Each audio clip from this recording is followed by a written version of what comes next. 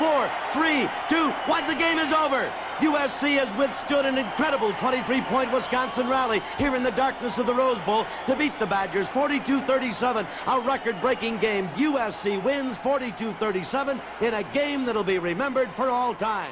Wisconsin doesn't have to wait anymore. After 50 years, the Badgers finally get another crack at USC. Just think, head coach Paul Chryst wasn't even alive when the Trojans won that Rose Bowl back in 1963. Chryst with his team back on the field Friday, everyone together for the first time since beating Minnesota, and now with a bowl and an opponent to work on.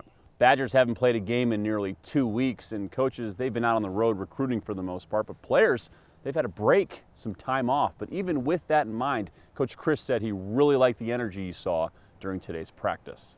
You appreciate it, but you kind of expect it out of this group. You know, there's really good leadership from the seniors. And I know they're excited about the Holiday Bowl and playing USC. You know, so we just got to maximize it. But they've been, it was great getting back with them. And does it alleviate that concern? You know, I mean, that's our job to try to make sure we're ready. And you know, we got one more opportunity with this team, and we want it to be our best game of the season.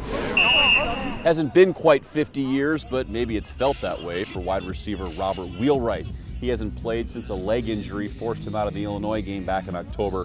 Chryst says there's a chance he could go in San Diego. Today, Rob went through and it wasn't a long practice for, I bet we were out there maybe an hour and 10, hour and 15 for the older guys.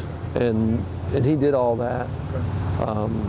Like I said, it wasn't taxing, but he's been, you know, running up before this, and so it was good to get him out and catching. And so I think there's a chance, for sure. From Camp Randall Stadium and for UWBadgers.com, I'm Chris Hall.